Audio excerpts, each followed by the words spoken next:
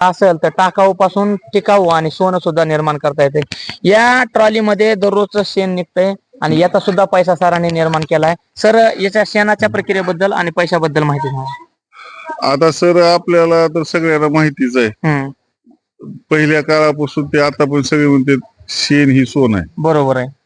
आणि सोनं कसं आहे तर तुम्हाला सांगतो, माझे एवढे जे 150 जनावर आहेत त्यांचं सकाळ आणि संध्याकाळी मिळून एक ट्रॉली भरली जाते. एक ट्रॉली म्हणजे ही 2 ब्रासची ट्रॉली आहे. 2 ब्रास. तर 2 ब्रासची ट्रॉली आहे, रोज निघते. रोज शब्द आहे का माझं, रोज एक ट्रॉलीने शेण निघतं.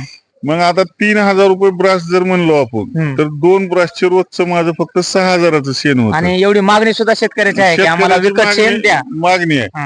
तरी समजा आपण आता ही वल्ल शेण 2 ब्रास निघतं, जर वाळलं तर समजा थोडं कमी झालं तर 5000 रुपये तर धरून चला दिवसाचे. बरोबर आहे. तर 5000 दिवसाचे म्हणलं तर 10 दिवसाचे 50,000, 20 दिवसाचे 1,00,000, 30 दिवसाचे 1,50,000. तर 1,50,000 रुपये माझ्या महिन्याला फक्त शेण होतं.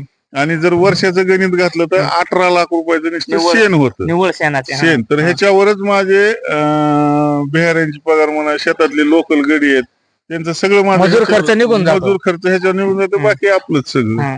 तर दूध आहे, त्यानंतर जनावरांचं जे शेण आहे याचा सुद्धा आपल्याला पैसा निर्माण करता येतो. सुरुवात छोट्या व्यवसायापासून करा आणि अनुभवातून पुन्हा नंतर आपण मोठा व्यवसाय करू शकतो. सरांनी शेणाचं व्यवस्थापन सांगितलेलं आहे, आपण एकदा पूर्ण बघू शकतात. या ठिकाणी हे पेंडीचे पोते आहेत, या ठिकाणी बुसकट आहे, या ठिकाणी सगळं सोलर सिस्टम आणि या ठिकाणी सुग्रास आहे तिकडं. असं सरांची शेती. त्या ठिकाणी सर चारा आपलाच आहे का? चारा आहे. या ठिकाणी हे दुसरं शेअर आहे आणि इथलचे कामगार सुद्धा या ठिकाणी काम चालू आहे. असं आपण ह्याच्यासोबत सर मी अजून शेवगा चालू केलाय. आता शेवग्याची शेती चालू केली.